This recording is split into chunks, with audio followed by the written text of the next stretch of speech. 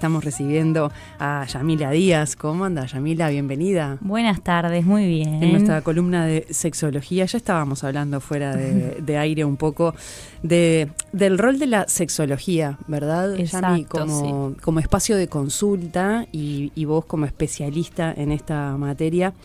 ¿Qué te parece si hoy abordamos esa parte de este mundo tan amplio, ya como decíamos el otro día desde el inicio de la columna, que la vida sexual no se remite solo a lo que es la genitalidad, ¿verdad? Toda la importancia que tiene. Me encanta porque, bueno, ahí está como este diferencial que siempre se habla mucho o a veces se habla más de la educación sexual, la sexualidad, que es como una pata de la sexualidad, pero está esta otra pata de la sexología. Entonces capaz que está bueno empezar por, explicar quiénes somos los sexólogos y las sexólogas. Justo hace poco me preguntaron dónde se puede estudiar, entonces, está bueno explicar esto. Sexología clínica o medicina sexual es una especialidad de posgrado que está disponible para quienes hicieron medicina o psicología. O sea que vos de base tenés que ser médico, médica o psicólogo, psicóloga, y luego podés hacer este posgrado de 2 años, que es esta especialidad que se llama sexología clínica. Actualmente no existe pública, o sea, es un tema que está en debe. Existió el posgrado en medicina sexual solamente en la facultad de medicina, o sea que quien era psicólogo o psicóloga no lo podía hacer. Por más o menos 2-3 años hay algunas generaciones recibidas, pero después no había presupuesto y se sacó. Uh-huh. Es como una especialidad a la que todavía vamos como un poco de atrás. Entonces actualmente en Uruguay solo se puede estudiar de forma privada en más o menos 2 institutos que yo conozco o 3 que lo dan. Así que arrancar por ahí, qué es dónde se estudia y quiénes somos. Y en mi caso yo soy médica sexóloga, también lo estudié privado porque no estaba público cuando yo me recibí de médica. Y lo que hace un sexólogo o una sexóloga es trabajar en clínica, o sea, en un consultorio. Puede ser en pareja o puede ser individual. Y lo que hacemos es diagnosticar y estar habilitados para hacer tratamiento de las disfunciones sexuales. Y ahí vamos a qué son. Claro, y ahí primero definir disfunción. Exacto. Y también empezar a desandar eso, ¿no? Las disfunciones que plantean los hombres, las más frecuentes que plantean las mujeres. Y que son diferentes. Empecemos por definir cuándo estamos ante una disfunción. Me encanta, porque está bueno aclarar que no es una enfermedad, uh-huh. Es una disfunción, es una manera de funcionar diferente en el sexo, en la sexualidad. Hay veces que las consultas son para diagnosticar una disfunción y luego hacemos un tratamiento. Y hay veces que está bueno aclararlo, que son de simple información. Voy porque pensé que tenía un problema o una duda y resulta que en 2-3 consultas te di la información que no tenías y te diste cuenta que eso no era un problema o lo resolviste y se termina la consulta. Y hay veces que sí se hace un diagnóstico y ahí está el tratamiento. ¿Cuáles son tenemos al DSM-5, que es el último manual que da como, cuáles son las disfunciones sexuales y en base a eso nos basamos los sexólogos. Yo no soy fan de dar títulos y poner diagnósticos, uh-huh. Pero está bueno porque te ordena como un poco qué son las cosas que te pueden pasar. Si hablamos de sexo femenino, quien tiene vulva, cromosomas XX, las disfunciones que pueden haber son problemas con la lubricación, problemas con el deseo sexual, dolor con la penetración, dificultad o imposibilidad para tener penetración, que es lo que sería un vaginismo, y dificultad para llegar o imposibilidad de tener orgasmos. Esas son como las 4 grandes. Las más frecuentes por lo pronto también de consulta. Exacto, como nombre así técnico sería trastorno del interés o la excitación, que es cuando te plantean que tienen un bajo deseo o que tienen problemas con la lubricación. El deseo sexual hipoactivo, que es cuando está bajo el deseo sexual. El trastorno orgásmico, o sea, problemas para llegar al orgasmo, y después esto de las dificultades con el tema penetración, que puede ser dolor, que es lo que se llama dispareunia, o imposibilidad, o sea, intentar y no poder. Muchas veces las parejas varones lo refieren como que se dan contra una pared, o sea, es imposible la penetración. Esas en general son personas que tampoco nunca en consulta con ginecología han podido ponerse un espéculo, nunca han podido ponerse un tampón. Son cosas, eso se llama vaginismo. Hay una serie en Netflix que lo trata, que está bueno, que se llama Sex Education, que invito a que la vean también. Eso es bastante desconocido, o sea, quien lo tiene lo habla, pero no se suele hablar mucho eso. Por suerte, te diré que en el último año la mayoría de mis pacientes fueron por vaginismo y eso me encantó por el hecho de que se estaban animando a consultar. Eso te iba a preguntar, Yami. Esas son las disfunciones más presentes en mujeres. ¿Y en hombres? Y en hombres tenemos también deseo sexual hipoactivo, o sea, el varón puede tener problemas con el deseo, muy tabú, porque si sos varón, difícil decir que tu deseo está bajo, muy tabú. Justo ahora con una pareja que tengo lo estamos trabajando porque el varón suele poner como más excusas de estoy cansado, para no blanquear que en realidad lo que le está pasando es que no está teniendo deseo. Entonces, deseo sexual hipoactivo es una, disfunción eréctil es otra, dificultad con la erección o no hay erección. Eyaculación prematura, que es lo que siempre dijimos como eyaculación precoz, que el nuevo término que se trae es prematura. Y eyaculación prolongada, o sea, dificultad para eyacular o para tener un orgasmo. Esas serían como las 4 del varón. Así que más o menos ahí tenemos 4 y 4. Después hay otras, pero son más inespecíficas y menos frecuentes. Ahí va, eso por pronto abordar las más frecuentes. Y en el espacio para quien nunca fue a una consulta con una sexóloga, con un sexólogo, ¿cómo es ese intercambio, no? Porque vos hablabas de que algunos temas son medios tabú, medios o sacar el medio, todo. Son tabú, da vergüenza hablarlos, cuesta ponerlo en palabras, cuesta, si hay personas que les cuesta ir a un psicólogo, ir a un sexólogo les puede costar un poco más todavía plantear una cuestión tan íntima, tan privada. ¿Cómo se trabaja ese espacio? Pues también me imagino que es una construcción de confianza que se va haciendo. Exacto, ¿no? Sí, lo ideal es que se sientan cómodos. Yo siempre cuando llegan al consultorio aclaro esto. Obviamente la consulta es confidencial, todo lo que hablemos queda entre nosotros, pero también esto de vamos a tocar temas íntimos y estos son temas que generan vergüenza y que a veces tema comunicación, no sabes cómo referirte a si le digo que tuve un orgasmo, que se acabé, que como todos los términos más de boca en boca que hay. Entonces yo siempre les digo, bueno, vos hablá como vos hables, o sea, no te estés preocupando por los términos académicos. Si yo tengo alguna duda te voy a preguntar. Obviamente que nosotros hablamos con términos académicos, también siempre explicando lo que es. Y bueno, de ahí vamos construyendo una confianza. Algo que yo siempre hago en la consulta, que a mí al menos me gusta hacerlo y creo que es bien recibido, esto de al final en la primera consulta, como felicitar a la persona y decirle que me alegra mucho, que sé que no es fácil y es bien de valiente venir y decir, bueno, quiero cuestionar mi sexualidad, saber qué me pasa, tengo preguntas, y no es fácil llegar. Entonces siempre me gusta como, bueno, te felicito por haberte animado a venir y bueno, de ahí en más ir construyendo juntas o juntos, que es como lo más importante. Y aparte con esa interacción que tiene con la medicina, obviamente, propiamente dicho, y con la psicología, ¿no?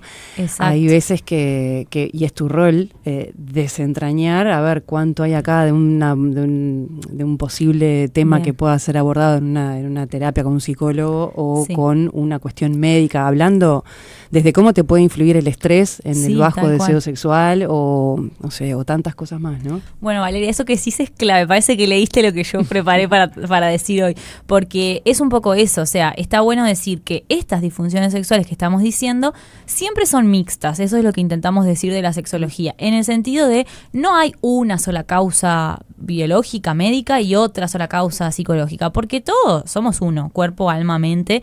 Entonces no es una sola cosa, pero sí es verdad que a veces predomina más una cosa. Entonces vamos a ir como diciendo ejemplos para que se entienda. Capaz que si hay un hombre de 60 años que tiene diabetes, hipertensión y es tabaquista, bueno, probablemente tienda a pasar que sus vasos sanguíneos se cierren un poco más, entonces capaz tiene problemas con la erección y lo más probable es que sea de causa médica.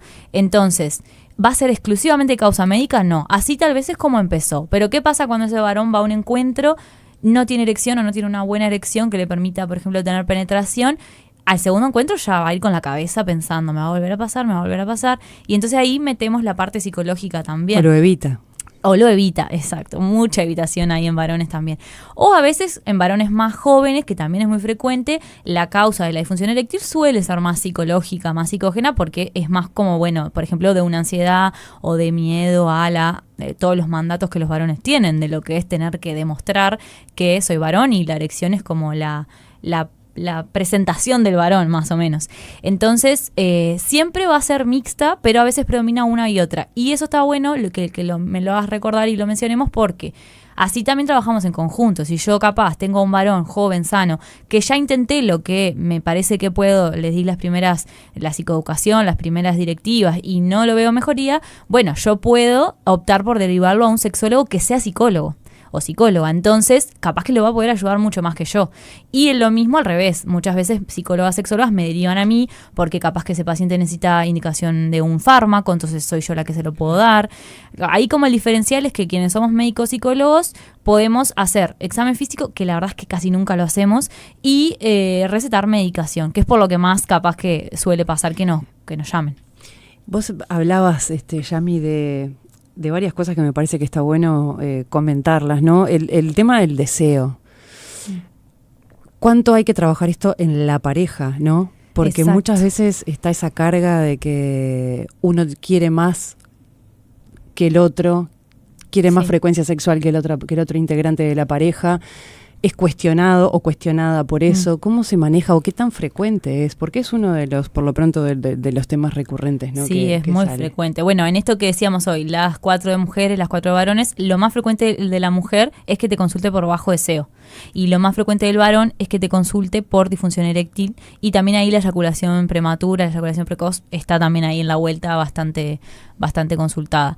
Entonces, el deseo es como súper complejo y es re interesante porque no solo es la pata biológica. A veces vienen y me dicen, bueno, dejo las pastillas porque dicen que te puede bajar el deseo, y las dejan y no les cambia nada, porque en verdad no podemos ver el deseo solo como la pata biológica, y yo te diría que tiene muchísimo más peso lo psicológico, lo emocional, lo contextual. Entonces ahí, bueno, eso, como yo la otra vez creo que decíamos acá, a veces le preguntás a la paciente cómo está durmiendo, cómo está comiendo, y se sorprenden, pero en realidad tiene que ver, todo tiene que ver. Y la pareja es clave, porque ahí tenés cosas como interesantes, como por ejemplo la discronaxia sexual, que es un término que usamos en sexología, es para referirnos a cuando la pareja no tiene como los mismos términos en cuanto al día en el que no se están encontrando en el momento del día para tener sexo. Quien capaz prefiere tarde, quien capaz prefiere de noche, no hay como un encuentro. A veces puede ser por la rutina que tienen, por los hábitos, por la costumbre, por cómo se sientan cómodos. Y después tema la frecuencia, como la diferencia en la frecuencia es de lo más común que te consulten. Y bueno, ahí cómo negociamos, porque en sí termina siendo una negociación. Y ahí surge siempre qué es lo normal. Esa es la pregunta que más llegan. Bueno, ¿qué es lo normal de la frecuencia? Porque aparte hay algo muy interesante con la frecuencia sexual, que es que como que en el aire pareciera que hay un normal, ¿no? Como que nadie lo habla mucho, pero todos tenemos una idea de lo que supuestamente es normal, y en base a eso vamos a reuniones sociales con amigos y todos decimos una frecuencia que yo siempre les cuestiono a las pacientes. Y seguro que tus amigos no te mintieron y no están exagerando. ¿Estás segura que te están diciendo la verdad? Que todos los días será real, que una vez por semana será real. Bueno, para dejar la tranquilidad de todos, no hay una frecuencia sexual normal. Lo normal es con lo que vos te sientas cómodo y no estés sintiendo dolor. Y lo puedas negociar en un ambiente de que no haya poder, ¿no? Que no haya violencia. Eso es fundamental. Tiene que ser un consenso de la pareja, ¿no? Exacto. Que uno no se sienta obligado a cumplir con el otro. Y el tema de cumplir son esos mandatos que hay, ¿no? Sí. Son esas cosas que quedan como solapadas, y que cada vez que se habla de esto surge, ¿no? El sí. Que para uno es poco, para el otro es mucho, que se tiene sin ganas para evitar discusiones, sí. También son temas muy frecuentes. Sí, la sexualidad siempre se ve afectada, en mi opinión, porque hay algo más afectado antes, la mayoría de las veces, no siempre, puede haber algo muy físico, puntual que te lo esté afectando, pero en general siempre hay algo atrás afectado. Y también esto que vos decís se usa para evadir tener la conversación que tenemos que tener hace un tiempo, por ejemplo, que puede ser de cualquier otra cosa, ¿no? De la convivencia, de otras cosas. Eso por un lado. Y por el otro, yo les mando, por ejemplo, cuando vienen en pareja, bueno, les mando de deberes individualmente que piensen cuál es su frecuencia sexual ideal. No en base a la pareja, sino en base a vos, a tu conexión hoy con tu deseo, a tu rutina. Tampoco es, porque a veces me dicen todos los días, bueno, pero no, mirá que no estamos de vacaciones, te hablo en tu rutina. En la vida real. Exacto, en la vida real. ¿Vos con qué estarías cómoda? Claro. Y muchas veces pasa que está esto, viene y una paciente capaz te dice, bueno, yo lo pensé y 2 veces por mes estaría cómoda. Y capaz que viene la pareja, no sé, pensando en parejas heterosexuales, que es como donde más hay desencuentro, lo que yo veo, bueno, capaz que no, yo preferiría todos los días. Bueno, entonces, ¿cómo hacemos para acercar ese todos los días a 2 veces por semana. Bueno, hay ejercicios que se pueden hacer. Ya hicimos el ejercicio de pensar individualmente. Ahora pensemos en pareja. Y cuando vos te pones a negociar y a hablar con la pareja, capaz que, por ejemplo, el varón en este caso, hablo de lo más frecuente que me pasa, ¿no? Capaz que el varón, bueno, se conforma, entre muchas comillas, con esas 2 veces que ella estaría conforme, pero un día más le agregamos de algún contacto que no tenga que ser sexual específicamente, pero que haya un contacto. Porque lo que suele pasar es en pareja de muchos años sobre todo, que si vos hablas bien con el varón así a solas, lo que más te demanda es que no hay contacto. No es capaz que quiere tener sexo propiamente dicho como uno se lo imagina, sino que quiere como algo más, que se den más besos, que haya como más un juego, un contacto que se pierde en el día a día. Entonces, bueno, ahí como que negociamos, bueno, hay un ejercicio muy lindo que yo siempre mando, que es el beso consciente, que los mando a besarse por más de 6 segundos. El otro día me quedé pero un buen beso. La otra vez cuando viniste hace 15 días me quedé pensando en eso, ¿no? Y vos decías que es una de las terapias que mandas, Eso es uno de los ejercicios por ejemplo, que mandamos. Pero también cómo es algo que se va perdiendo tal cual con la rutina. Cómo vos a veces llegás a tu casa tipo, amor, ya llegué, y que a veces ni un pico le das a tu pareja porque es como, bueno, te pones a hacer cosas y bueno, no hay que perder el contacto. Y además funciona y es como retroalimenta porque cuanto más esté ese contacto, eso a mí más me conecta con mi pareja y capaz surge más ganas que no tenía. Entonces, esa también es una de las formas de aumentar el deseo. Imagino que como el abrazo también, ¿no? El abrazo consciente es otro, tiene que ser ese por más de 20 segundos. Ah, mira. Eso está demostrado que genera oxitocina y la oxitocina es la hormona del apego que refuerza la conexión con el otro. Entonces, como también tiene su explicación biológica si se quiere y también calma un montón, ¿no? Total. Porque capaz que llegué del trabajo y necesito un abrazo. Entonces, bueno, y también en esto que justo yo te contaba que una paciente que empezó nueva hace poco me preguntaba, bueno, pero ¿qué vamos a hacer? Como que no entiendo cuáles son los ejercicios que vos me decís. Está bueno aclarar que la terapia sexual tiene a priori 3 patas, por así decirlo, en lo que vamos a trabajar. Una es la farmacoterapia, no siempre es necesaria. Ahí los fármacos que más se suelen mandar son lo que es conocido como Viagra, que en realidad es el sildenafil, la droga que ayuda a la erección, pero hay otros que a veces mandamos y también vitaminas o lo que sea necesario. Esa es una pata, la farmacoterapia. Después tenemos otra pata que es la psicoeducación, que yo te diré que es la que más me gusta y la que más importante me parece. Hoy, por ejemplo, vengo de consulta virtual con una paciente en donde hicimos que una clase de infecciones de transmisión sexual que nunca tuvo, así bien explicada, como bueno, ¿cuáles son? ¿De qué me tengo que cuidar? ¿Qué síntomas tengo que estar atento? La psicoeducación es clave porque a vos te permite entender que no hay un normal, saber las cosas que yo tengo que estar atenta, cómo responde mi cuerpo, no sé, es como súper importante eso. Y la tercer pata es la terapia sexual, que ahí entran estos ejercicios que estamos diciendo, el hacerle indicaciones a los pacientes. Voy a decir otro ejemplo que me parece que es clave. No sé, tuve una pareja que él tenía adicción a la pornografía. Una pareja heterosexual, él tenía adicción a la pornografía. Y ella era un tema que le molestaba muchísimo, estaba afectando mucho a la pareja. Y cada vez que intentaban hablar del tema, era un problema. O sea, no se estaban escuchando, no se estaban entendiendo. Entonces, por ejemplo, una de las cosas que hice como indicación fue prohibirle hablar de pornografía entre ellos solos. Cuando si lo querían hablar era en la terapia con nosotros 3, o sea, los 3, en la consulta. Y eso ayudó a que por lo menos puedan hablar del tema sanamente y no enojados, y después lo fuimos pudiendo resolver. Entonces, como que eso es súper importante y a veces son indicaciones muy, que no es... a veces sí mandamos a intentar masturbarse si nunca se masturbó, básico como mirar la vulva al espejo, que hay mujeres que nunca lo hicieron, eso es como de los primeros deberes que mandamos, pero yo digo deberes, pero bueno, son ejercicios de terapia sexual que en general lo que hace la sexología es usar la corriente cognitivo-conductual de la psicología, está bueno aclararlo, porque para entender que la terapia sexual es una terapia breve basada en el problema, esa es como la corriente. Vamos a ir haciendo cosas para acercarnos a resolver tu problema. Hay tanto para hablar, Yami, porque hablabas de las enfermedades de transmisión sexual y el otro día estuvimos justamente hablando, acá en Viva de la Tarde, con un trabajo que se está haciendo, vino la referente de ACEPO, sí. de ayuda al seropositivo, y de todos esos tabúes, esos estigmas que todavía hay que derribar, y también cómo es la vida con el HIV. Sí, estuve viendo la columna y me encantó. Y ahí también surgen esas cosas que creemos superadas, ¿no? Y que vos me decías también recién, lo contaste, ¿no? Cómo en una consulta te ves en la obligación también de entrar en esa pata educativa que falta. Y a mí me parece re curioso porque se supone que que en el liceo lo poco que das de sexualidad es las infecciones de transmisión sexual y hay que usar preservativo y los métodos anticonceptivos. Es como lo básico. Y supuestamente eso básico que deberíamos saber, tampoco lo sabemos muy bien, porque después te llegan mujeres adultas que tienen dudas sobre cómo es su ciclo, sobre cómo es el método anticonceptivo y tienen estigmas y mitos sobre las infecciones de transmisión sexual. Entonces como que es re paradójico que supuestamente lo único que nos enseñan tampoco está llegando bien.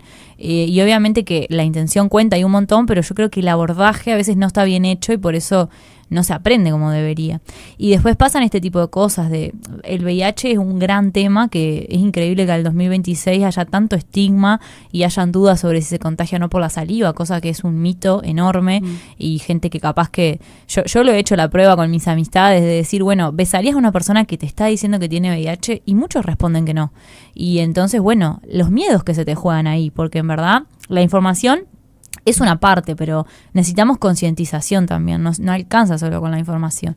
O por ejemplo, estoy pensando en otra paciente que lo que le ha pasado es algunos resultados del PAP mal, o sea, diagnóstico de HPV, y si bien, por ejemplo, en su caso ya tiene claro que no vino por la infidelidad, porque vos el HPV lo puedes tener de hace muchos años y que se desarrolla ahora, esa parte está clara y está buenísimo porque no trastocó como el vínculo de la pareja, pero le generó muchísimo miedo de tener algunos tipos de prácticas sexuales y obviamente disminución del deseo y de la frecuencia por todo el miedo que genera el que este HPV avance y se desarrolle y genere algunas lesiones malignas. Entonces, hoy estuvimos profundizando en, bueno, vamos a hablar del HPV para que vos te saques todas las dudas y tengas claro que no va a cambiar, porque, bueno, hay como ciertos tipos de prácticas sexuales, como por ejemplo el sexo oral, que la tenían anulada porque le daba miedo que también se contagie, entonces afectar a la pareja. ¿Y cómo eso afecta? Después, ¿qué deseo vas a tener si estás pensando en eso? Estás pensando claro totalmente en el avance de la enfermedad. Exacto. Y demás, ¿no? La importancia de poder hablar de todo esto, Yami, ¿no? Y que los pacientes o todos los que tenemos vida sexual sepamos de poder preguntar, tener un espacio, ¿no? Y para sacarse dudas es fundamental. Es que por eso, yo como el mensaje que quería traer hoy es esto, de que no naturalicemos si tenemos problemas o dudas, porque a veces no tenemos un problema, sino que tenemos duda de si esto será así, si o asumimos que es un problema y no es y capaz que no lo es. Y no siempre está el espacio para hablar. ¿Por qué? Porque en la sociedad de hoy es verdad que está mucho más todo hipersexualizado, como la otra vez hablábamos, y se habla de sexo, porque no es que entre amigos no se hable de sexo, pero se sigue hablando desde el mandato, desde el yo todos los días, desde el wow, a mí me pasa esto, mis orgasmos son fantásticos, y como, bueno, capaz que los míos no, y entonces ¿me están mintiendo? ¿Será real? ¿Qué me pasa a mí? Entonces no hay un espacio cuidado para hablar de eso, cuidado e informado. Entonces, como bueno, por eso un poco la consulta y el mensaje que yo traía era esto, de que aprovechen la consulta y no naturalicen si tengo dolor, si algo me duele, si me dificulta la penetración, si me dificulta el orgasmo. O sea, son cosas por las que capaz que no nos enseñaron que podíamos consultar, pero en verdad hay toda una rama de la medicina y la psicología que se está dedicando a esto y que tiene tratamiento y se puede mejorar un 100%. Y bueno, aclarar por las dudas que la consulta es como ir al psicólogo, o sea, te sentás, sillón y conversamos. Y bueno, y se basan estos 3 pilares que decíamos. Pero hay un montón, me parece, de desconocimiento, ¿no? De qué es lo que se hace en ese ámbito, en ese rato de terapia con un sexólogo, de consulta, ¿no? Y hay mucho desconocimiento también entre nosotros los profesionales, porque capaz que yo no llego a sexóloga, pero llego a ginecóloga, que igual voy por otras cosas. Entonces le comento, ¿sabes qué? Me está doliendo la penetración. Y la ginecóloga, probablemente mande lubricante, que suelen hacerlo.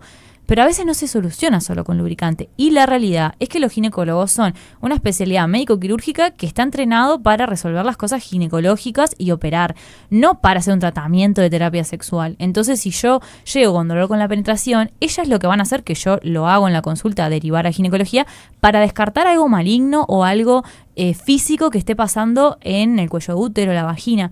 Pero si eso se descarta, la realidad es que el ginecólogo no está preparado, porque no es su especialidad, para trabajar este tema. Y muchas veces no saben derivar porque no saben ni que existimos o no saben que eso se puede mejorar o trabajar.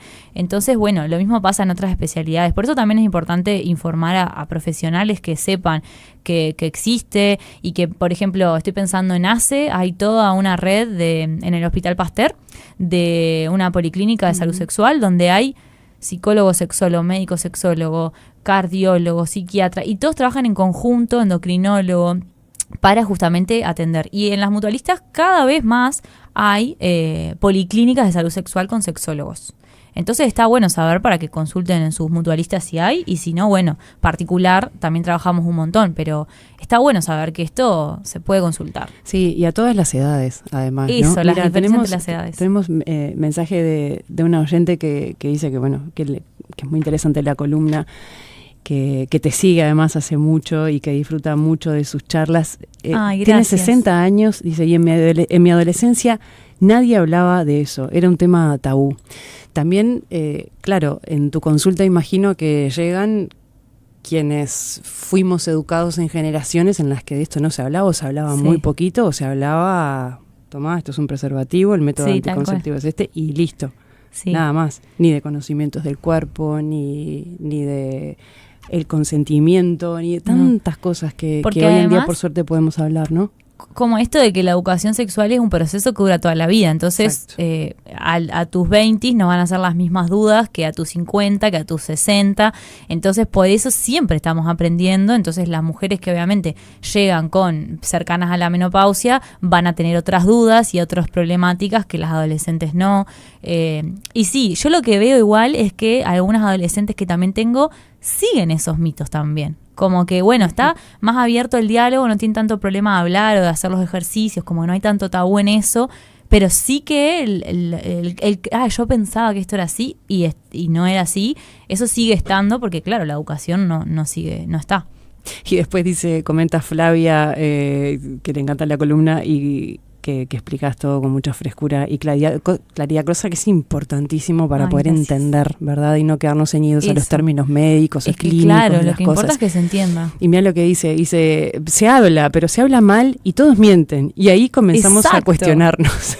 Claro, es terrible, porque en realidad nos estamos perjudicando entre todos. Y cuesta pila hablar. Y hay veces que, mira, una paciente que tuve hace un tiempo tenía vaginismo y nunca se lo había contado a nadie, o sea, quien sabía eran sus parejas sexuales, nada más. Y cuando fue a mis consultas, creo que era primera consulta, bueno, después de eso fue a una cena con amigos. Y a la segunda consulta viene y me dice, ¿viste que después de aquel día fui a cenar? Bueno, les conté a mis amigos que había empezado contigo, me preguntaron por qué y les dije por vaginismo. Y saltó otra amiga y dijo, ay, yo tuve y también fui y ya me mejoré. Y, o sea, no lo habían hablado nunca entre ellas. Entonces, como lo importante del poder hablar de esto. Por eso creo que este espacio es clave. Absolutamente, total.